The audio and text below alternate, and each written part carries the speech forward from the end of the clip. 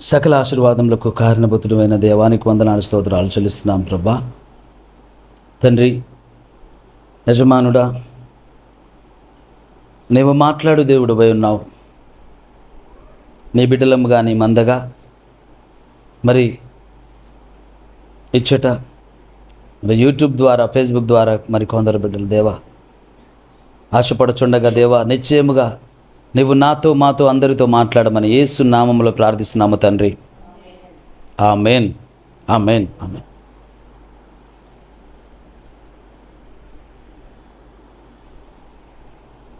Praise the lord. మనమందరము ప్రార్థన చేస్తుంటాము. మనందరికీ ప్రార్థన గురించి బాగా తెలుసు. అయినా సరే ఇవాళ మరలా ఒకసారి ప్రార్థన అనేటటువంటి యొక్క అంశాన్ని మనం ధ్యానం చేద్దాం. ఏమిటి అంశం? ప్రార్థన. Praise the Lord. యేసుక్రీస్తు ప్రభువు ఎక్కడైనా జనుల ముందు ప్రార్థన చేశాడా? చేశాడా? చేయలేదు. ఎలా చేశాడైనా ప్రార్థన ఎక్కడైనా చేశాడా? ఒక్క చోటైనా ఉందా? లేదు, లేదు. కానీ ప్రార్థన మనము వ్యక్తిగతంగా తక్కువ చేస్తాము, సంఘంలో చేయమన్నప్పుడు ఎక్కువ చేస్తాం. నా మాటలు నిజంగా అవని అనుకుంటున్నాను నేను కదా.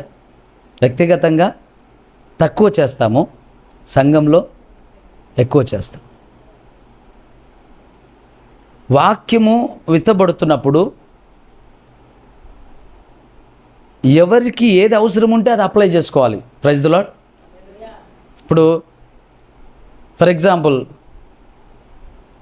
ఈ వాక్యం ధ్యానం చేస్తున్నప్పుడు ప్రార్థన చేసినప్పుడు మరి ఎంతమంది సేవకుల ప్రార్థనలు మీరు విన్నారో నాకు తెలియదు. కానీ ప్రతిసారి నేను ఏమని ఆశపడతానంటే నాతో మాట్లాడు ప్రభా అని. కొన్నిసార్లు ప్రార్థన అయిపోయిన తర్వాత నేను ఏకీభవిస్తాను ప్రభుతో. ప్రభా, నాతో నువ్వు మాట్లాడినందుకు స్తోత్రాలు. నేను 2 విషయాలు నమ్ముతాను దేవుని సంగమా. ఏంటి అంటే, ఒకటి, నాలో నెరవేర్చబడింది నేను సంఘానికి బోధించకూడదు. ఇది ఒకటి. 2, ఒకవేళ ఏ సందర్భంలో అయినా బోధించవలసి వచ్చి బోధించినప్పుడు అప్పుడు దానిని నేను అంగీకరించి నన్ను నేను మార్చుకొని తీరాలి. Praise the lord. అంటే ఈ లోకంలో ఉండే అనేక మంది మంచి బోధకుల వలె మనం ఉండకూడదు. మంచి బోధకుల వలె క్రైస్తవ బోధకులు ఉండకూడదు. అంటే మంచి బోధకుల వల్ల ఉండకూడదు ఏంటిది? ఈ మాట ఏంటి? మీకు సందేహం అనిపించట్లేదా? మంచి బోధకుల వల్ల ఉండకూడదు అంటున్నాను నేను. మంచి బోధకులు ఏంటంటే బోధంతా ప్రజలకే అనుకుంటారు. నేను బోధిస్తున్నాను, నా ముందున్న వారికి బోధిస్తున్నాను అనుకుంటారు. వీళ్ళంతా మంచి బోధకులే. కానీ మనం ఎలా ఉండాలంటే నీతిమంతమైన బోధకుల వలె ఉండాలి. ఆమేన్. Praise the lord. అంటే నువ్వు ఎవరికైనా ఏదైనా చెప్తున్నావంటే సేవకుడే కాదు, నువ్వు సగటు విశ్వాసిగా నీ పక్కింటి వాళ్ళకి, ఎదురింటి వాళ్ళకి, నీ ఇంట్లో వాళ్ళకి, నీ బిడ్డలకి, నీ భర్తకి, నీ భార్యకి, నీ పిల్లలకి చెప్తున్నప్పుడు ఒకటి, నువ్వు దాంట్లో ఫుల్ఫిల్ అయి ఉండాలి. నీలో అది నెరవేర్చబడి ఉండాలి నువ్వేమైనా చెప్తున్నావంటే. అలా కాకుండా నువ్వు చేసేదంతా పెంటైనప్పుడు అవతల వాళ్ళ దగ్గర మురికి వాసన వస్తుంది అంటే అదంతా బాగుగా ఉండదు కదా. మురికంతా పెంటంతా నీలో పెట్టుకున్నావు, మళ్ళీ అవతల వాళ్ళ దగ్గర నీ దగ్గర వాసన వస్తుంది. నువ్వు శుద్ధి చేసుకో అంటే నీ దగ్గర ఉన్నదేంటి? నాకన్నా ఎక్కువ ఉంది నీ దగ్గర. ఒకవేళ ఆ మనిషి ఎదురుగా నీకు అప్పుడు చెప్పకపోయినా తర్వాత బయటికి వెళ్ళి నాకు చెప్తుంది నీతులు, నాకు చెప్తున్నాడు నీతులు. ఆయన బతికేందో నాకు తెలీదా? వాడు నిన్నేం చేశాడో తెలీదా? వాడు ఉదయం ఏం చేశాడో తెలీదా? ఆమె మాటలు తెలియదా? ఆమె ప్రవర్తన తెలియదా? ఆమె క్యారెక్టర్ తెలియదా? ఆమె నాకు తెలియదా? నాకు చెప్తుంది నీతులు. ఆమె మాటలు ఎలా ఉంటాయో తెలీదా? ఎవరు లేనప్పుడు ఆమె ఎట్లా మాట్లాడుతుందో తెలీదా? ఆమె భర్తతో ఎలా ప్రవర్తిస్తుందో తెలీదా? నాకు చెప్తుంది నీతులు. ఎస్, ఎందుకంటే నువ్వు మంచి చెప్పినా ఫలించదు, నువ్వు నీతి బోధించినా అది ఫలము కనపడదు. కారణం ఏంటంటే నీలో లేనిది నువ్వు విత్తాలని చూస్తున్నావు. నా మాట మీకు అర్థమవుతుందా? యేసుక్రీస్తు ప్రభువారు సమాధానం కలిగిన వాడయ్యుండి ఆయన శిష్యుల మధ్యలోకి వచ్చిన ప్రతిసారి మీకు సమాధానం కలుగును గాక. ఆమేన్. సమాధానం కలవాడా, సమాధానం లేనివాడు అంటున్నాడా? సమాధానం కలిగినవాడు కాబట్టి ఆయన సమాధానం ప్రకటిస్తే వస్తుంది. ఆమేన్. అతనిలో అసమాధానం పెట్టుకొని సమాధానం ప్రకటిస్తే వస్తుందా? ఇది సాధ్యమా? మనము నల్లని రంగును తీసుకొని గోడకేసి గోడ తెల్లగా అవటం అని ఆశపడితే అంత అర్థం ఉందా? నువ్వు వేసిన రంగు ఏంటి? నలుపు. గోడ తెలుపు ఎలా అవుతుంది? నువ్వు చేస్తున్న బోధ, నువ్వు చెప్తున్న నీతి, నువ్వు చెప్తున్న మంచి మాటలు, గొప్ప మాటలు, నీతి సూక్తులు అన్నీ బాగానే చెప్తున్నావు, కానీ నీలో ఉన్నదంతా చీకటే, నీలో ఉన్నదంతా దుర్గంధమే, నీలో ఉన్నదంతా మలినమే. అలాంటప్పుడు నువ్వు చెప్పే ఏ మాట ఫలిస్తుంది? ఏ మాట ప్రభావపూరితంగా మారుతుంది?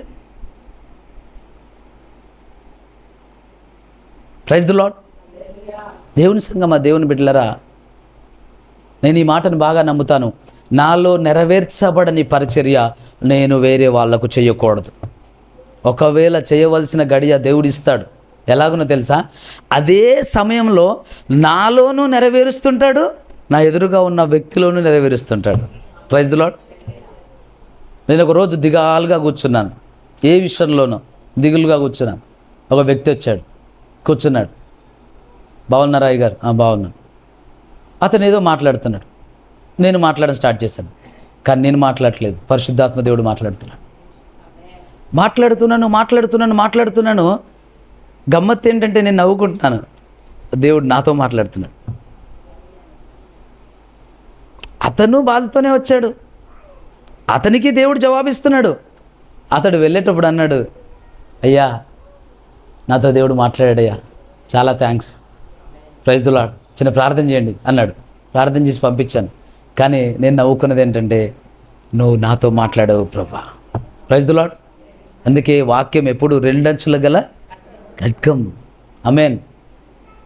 ఈ కొన తెంపగలిగితే ఇటువైపు కొన కూడా తెంపుతుంది. వాక్యము విత్తేవాడిని సరిచేస్తుంది, వాక్యము వినేవాడిని సరిచేస్తుంది.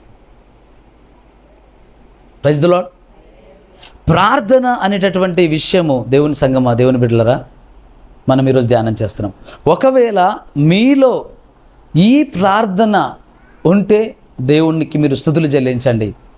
మీలో ఈ ప్రార్థన లేకపోతే ఈ ప్రార్థన కలవారముగా మీరు అవ్వండి, మారండి. ఆమేన్. ప్రార్థన అనగానే ఇప్పుడున్నటువంటి అనేక సంఘాలలో తెలిసిన విషయం ఏంటంటే, వారు వ్యక్తిగతంగా చేసుకునేది తక్కువ, సంఘంలో చేసేది ఎక్కువ. సంఘంలో చేస్తే ప్రార్థన విస్తారంగా చేస్తారు, వ్యక్తిగతంగా చేస్తే అంత టైం రాదు. అంటే వాళ్ళ లోపట ఎక్కడో ఎవరో పని చేస్తున్నారు, డంబం కోరుతున్నారు, గొప్పతనం కోరుతున్నారు. కొందరు క్రియలు చూస్తుంటే అంత పెద్దగా ఏముండవు, కానీ ప్రార్థన చేసినప్పుడు మాత్రం నాకు సాక్ష్యాలు ఇస్తుంటారు తల్లులు. అయ్యా ఈమె ప్రార్థన చేస్తే అయ్యా ఆకాశం తెరవబడుతుందేమో అనిపిస్తుందయ్యా, కానీ దేవుడా ఇంట్లో చూస్తే సైతాన్ వచ్చి ఇంట్లో ఉన్నట్టే ఉంటుందయ్యా. అదేంటిది? ప్రార్థన చేసినప్పుడేమో పరలోకం తెరవబడినట్టు అనిపించి, మళ్ళీ ఇంట్లో ఉన్నప్పుడేమో సైతాన్ వచ్చి ఆ గదిలోనే ఉన్నట్టు అనిపిస్తుందయ్యా. మాట్లాడాలంటే భయం అవుతుంది. మళ్ళీ ప్రార్థన అన్నప్పుడు కూర్చున్నామా? ఈ సాక్ష్యం నేను విన్నాను, నిజంగా చెప్తున్నాను. దయచేసి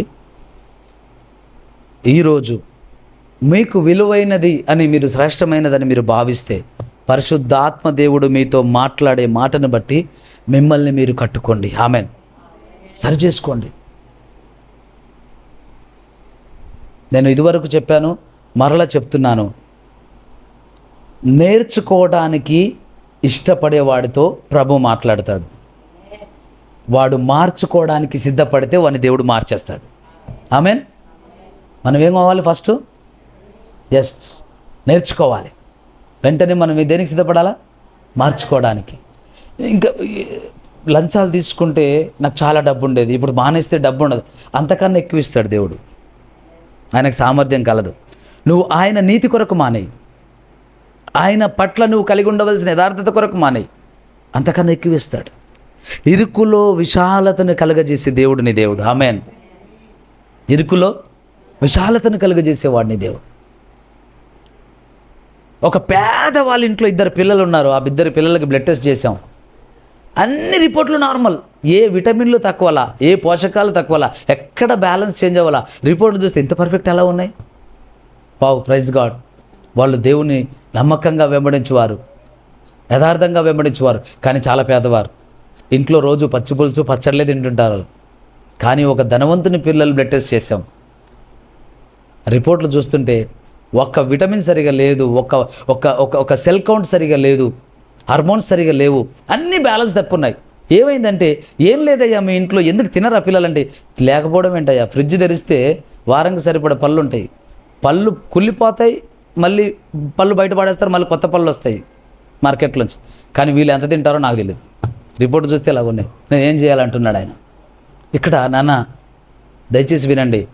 మీకు సౌకర్యాలుంటే నమ్మకంగా ఉండటం, వసతులుంటే నమ్మకంగా ఉండడం, డబ్బులున్నప్పుడు నమ్మకంగా ఉండడం, ఆరోగ్యం బాగున్నప్పుడు నమ్మకంగా ఉండడం, ఒంట్లో బలం ఉన్నప్పుడు, శక్తి ఉన్నప్పుడు నమ్మకం కాదు. పరిస్థితులు ప్రతికూలంగా ఉన్నప్పుడు నువ్వు నీ నమ్మకాన్ని నిలబెట్టాలి దేవుడి దగ్గర. ఆమేన్.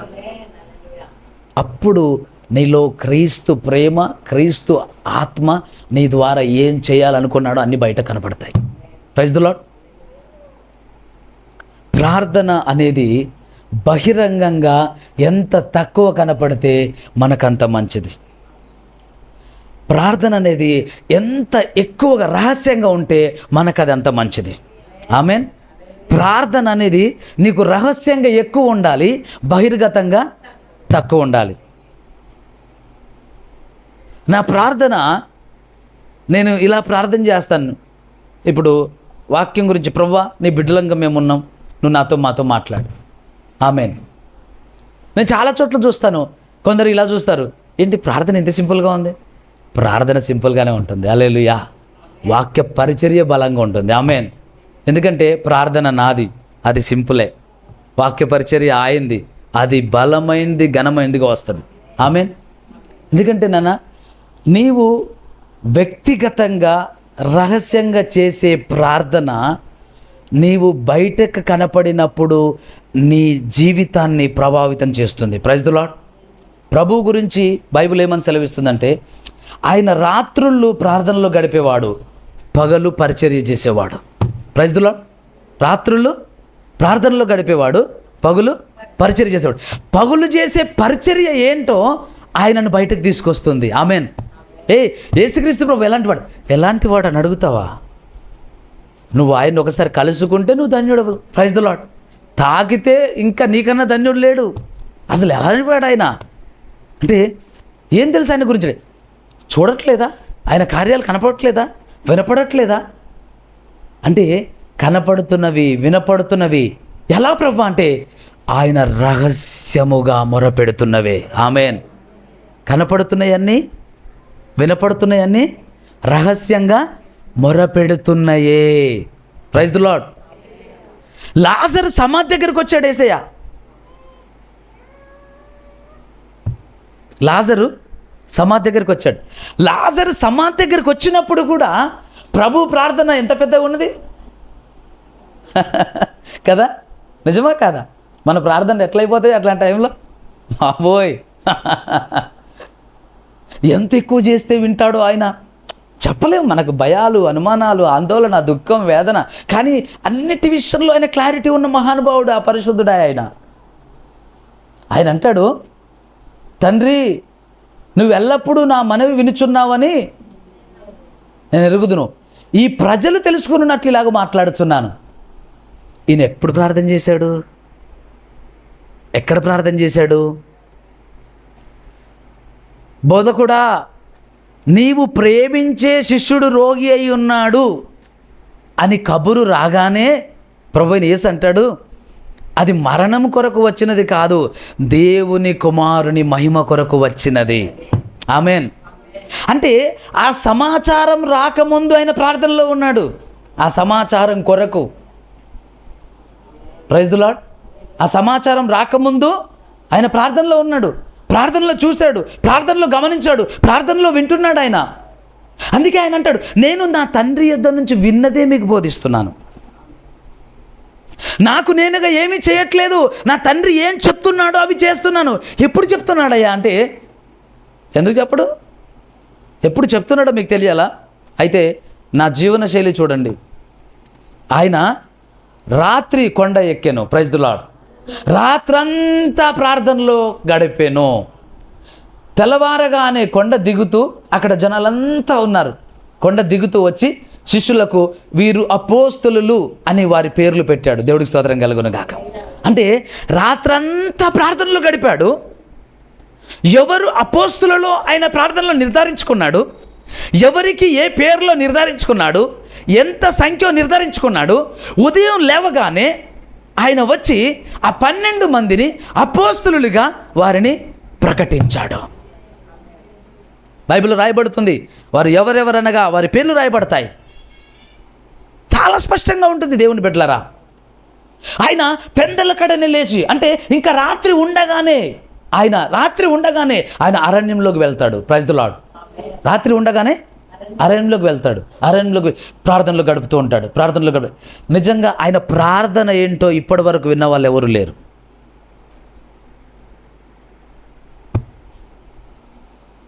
కానీ ప్రార్థన ఫలం ఏంటో మనం కూడా చూస్తున్నాం ఇప్పుడు. దేవుడికి స్తోత్రం కలుగును గాక.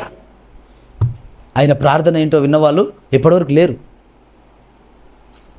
ఒకే ఒక్క మాట, ఒకే ఒక్క అధ్యాయం, యోహాను సువార్త 17వ అధ్యాయంలో ఆయన ప్రార్థన చేస్తుంటాడు. ఎవరి కోసం?